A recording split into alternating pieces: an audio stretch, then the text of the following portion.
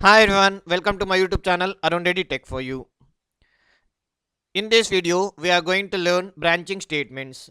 Branching statements are further divided into if else, nested if ladder, and switch. So friends, if you don't want to miss my video, please subscribe my channel Arun Reddy Tech for you, and don't forget to like my videos. Coming to the branching statement is one of the element of control statement. The control statement is further divided into branching, loop, jump. So in this video we are going to discuss about branching statement, and in further videos we will discuss about looping and jumping statements.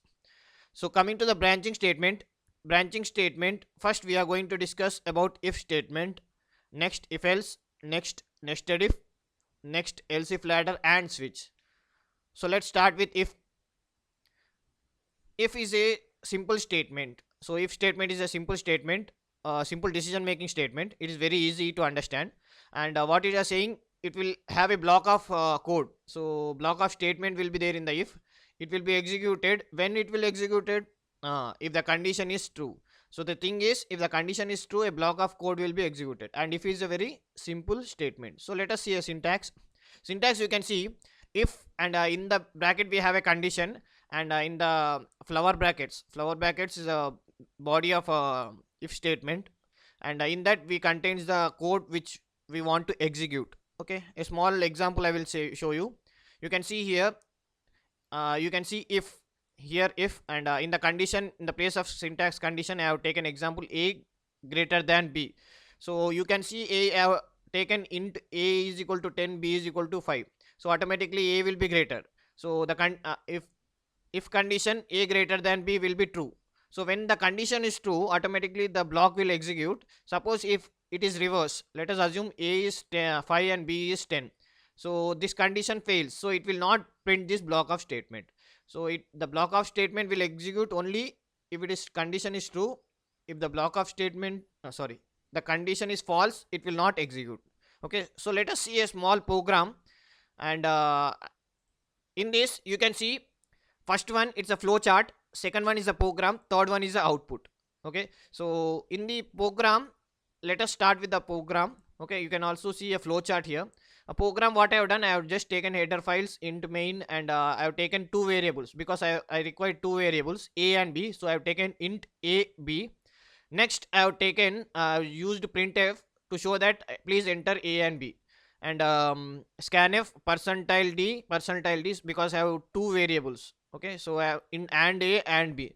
Okay, so this is how our program is, and in the condition I am checking when I have entered in the scanf the values in the a and b in the scanf, immediately it will check the condition. If the condition is true, means a is big than b, then this block red color, have given a red color for the if block.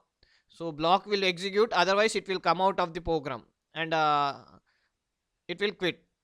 Okay, so it will end the program. Right, let us see our small example step by step. Okay, let us assume I have executed program and my cursor is in output. My cursor is waiting for the value. Now what I will do, I will just enter a value 8. See, I have entered a value 8, and it has inserted into the a. Now it is waiting for the next value. Next value I will enter as a 5. Okay, so if I enter 5 value, what happens, the a value will be greater than b value, right? So let me you can see I'm entering 5 value. See, I have entered 5 value. So a value is 8 and b value is 5. You can see here, now it is checking the condition. Before previously it was see, in this position it is just entering. Now it is checking the condition. So I have entered 5 and 8. After entering 5 and 8, it is checking the condition. Yes, 8 is greater than 5. The condition is a greater than b. So condition true. What happens in the flow chart? If the condition is true, it will print the if body. Here what it should happen, it should print a is big. So let us see what happens. See, yes, the condition is true, immediately it is printing a is big. You can see in the output a is big, and it went to the next step, end of the program. You can also see in the program the condition is true, it came to the it is printing the statement a is big, otherwise it would have skipped the red color block. Here also you can see the condition is true, that's why it is printing if body, right? So let us see if I type reverse. Let us again, we will run the program. and from the starting I will enter a value. Now again it came to the starting. Okay, so now it is waiting, the cursor is waiting for the a value. I will enter, this time I will enter a value as 5. Now it is waiting for the b value, the cursor is waiting for the b value, and now I will enter 8. Nice. Now it is checking the condition. You can see here in this flow chart it is checking condition, and in this the program also it is checking the condition. The thing is 5 is not greater than 8. The condition is false. Now this time condition is false. You can see in the flow chart, if the condition is true it will print the body, otherwise it will come out of the program. So here also it will not execute the red block, it will come out of the program. Okay, let us see here. See, it's just came from the condition to directly out. Here also it is not printing, it is skipping. So if the condition is true it will print, otherwise it will skip the if block. Okay, so that is what if is. If is nothing but a statement, if is a statement which is a simple statement or a conditional statement. It will check the condition, and if the condition is true it will print the block, otherwise it will skip the block. Right, nice, right? So let us go to the next condition, if else. So hope everybody has understood the if. Let us come to the if else. Okay, so what is if else? If statement alone tells us if a condition is true it will execute a block of statement, and if condition is false it won't. So what happen in the if condition means, if the condition is true it is printing. What happens if the condition is false? It is not printing, it is skipping. But in the if else we have a other option also. If the condition is also false, see, but what if we want to do something else if the condition is false? If the condition is true you are printing a block, and if your condition is false you are skipping, right? But coming to the if else, if the condition is true you can print one block, if condition is false you can print another block. So we have two alternatives. Let us see syntax. You can see here the if block, if it will execute if the condition is true. Okay, and if the else block will execute if the condition is false. Nice, right? Right. Now we can see example. Now if I give a5 b10 it will execute. What it will execute? The condition is false, right? So it will execute else block. Whenever a condition is false it will execute else block. See, now it will execute b is big. If a is equal to 10, b is equal to 20, a is equal to 10, b is equal to 5, it will execute a is big because condition will satisfy. If a is 5 and b is 10, the condition will fail, right? So in the previous if condition it would have not executed anything, it would have skipped. Now what happened? We have another alternative. If the condition is true you are printing if block, and if the condition is false you are going to else block. So let us see again a small program. Same, I will take int a. Now again my cursor is waiting for the a value. I will just enter a value as a 8. Right, you can see in the output. Now again I will enter b value as 5. What happens? Same, previously we have seen it will execute a is big and end up. Now let us see what happens if I enter wrong. Again next again I run the program. I will enter 5 and b 8. So what happens? This time condition false. What it should execute? B is big.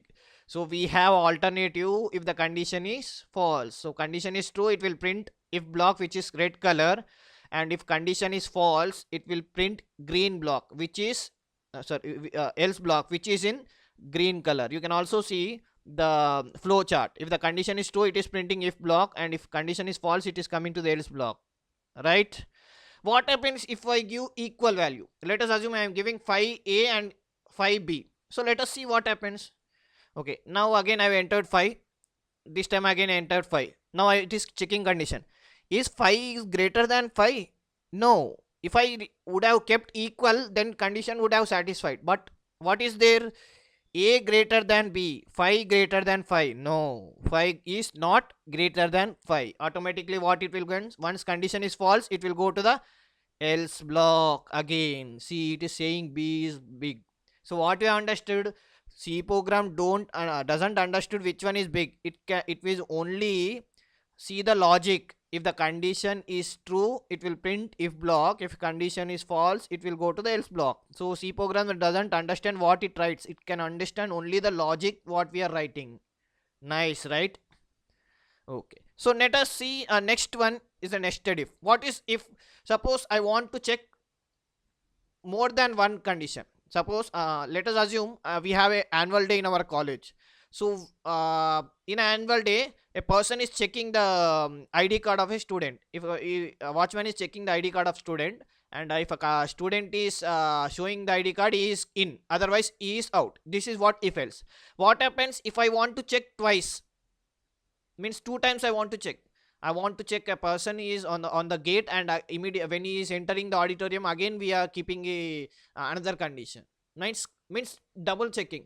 So if you want to check anything multiple times, more than one time, you can use nested if, right? So multiple conditions to execute block, we use nested if, right? So let us see how it will work. See, I have given a condition, and within the condition you have another condition. See, this bracket, first bracket ends in the last, and within that again we have another condition. So whenever we want to check multiple times, okay, so condition within the condition, how many conditions you want, you can keep. Okay, for example, if I want to check, suppose a best example is, see here, suppose a person may enter, if he is entering greater than 35, he has to be pass. If it is great, marks is less than 35, he should be failed. Suppose somebody has entered minus values, what I should do? I cannot give a fail, right? It is a invalid data. Somebody will enter more than 100, because but my marks are only 100. There is a chance of entering more than 100. So in this situation, I can keep two conditions. First condition is it should not be less than 0 and greater than 100. Second condition is if it is greater than 35, then it will be pass. Otherwise, again, if I want, I can keep a else condition, or I can skip. In the program, we'll let us see, we'll have a else condition also. Here, in this you can see my cursor again waiting for the marks, enter marks. Okay, so it is asking for marks. You can see the flow chart. It is just in the starting position. Here also it is waiting for the scanf. Okay, so let's enter the marks. Okay, I have entered -2. Immediately it is checking the condition. See, if condition it is checking, but as per condition, as per the condition, marks should be greater than 0 and less than 100. But what is happening? I have given a wrong data. So what it should print? It is printing as a, I have given a last else. See, it is skipping directly to else. So here you can see, if bracket, this is a if bracket, and this bracket is closing here. Okay, this whole is if block. Within the if block, again I have if else. So remember, within the if, I have if else. So this else is belongs to this if. Okay, so there's a you may confuse. You can see I have started bracket if here and close here. Okay, so remaining green and red, you can see two blocks if else. That's a block within a if. Okay, so don't get confused. So if, and see, I have given a else, right? So invalid data. So if somebody is entering invalid data, so I have said you have entered invalid data. Now let us again run the program, and this time we will enter some other value. Let me enter some pass value. Okay, so I will enter 50 again. I have entered 50, so it is checking condition. First condition satisfied. Now it will go to the check the second condition. What is second condition? First condition, it should be greater than 0, less than 100. Second condition, it should be greater than 35. Yes, my marks are greater than 35. Immediately it will print pass, and end of the program. So it will skip remaining this, right? Suppose if I want to enter a fail marks, let us see once again what happens. Okay, now again it is I will run the program. This time I am entering 30. First condition, marks greater than 0 and less than 100. Yes. Second condition, marks greater than 35. No. So second condition fails. So it should go to the second. First condition it is pass, right? It will not go to the else. It will go to the second else. See here, fail. Okay, so it will print fail, and it will go out of the whole program. Okay, right? So it will come out of the program, and it will write fail. Nice, right?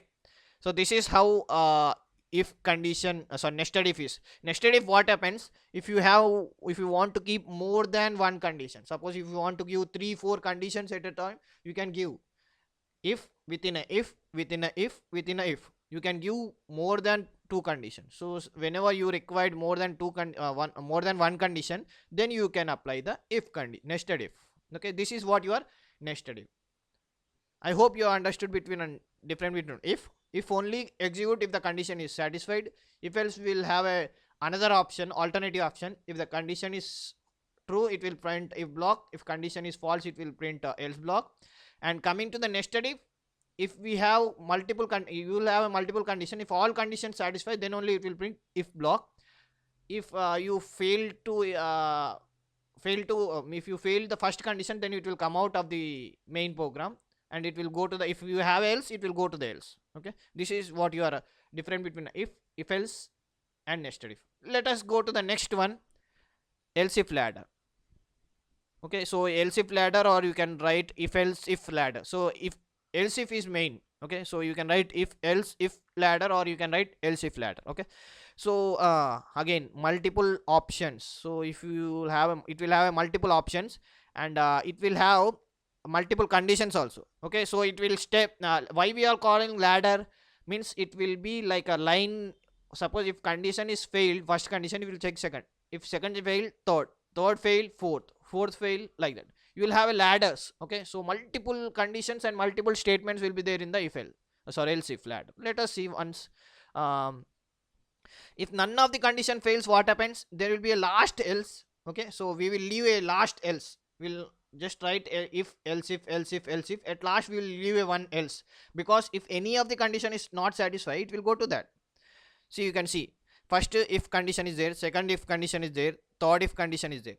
If none of the condition is satisfied, it will go to the else. We are not giving a last condition, because it should have some options. If any of the condition above conditions are not satisfied, it should go to somewhere, right? So we have kept a else, right? A small program. This example, this is not a correct example. We will take another example. Let us take a age example. Okay, let us assume age.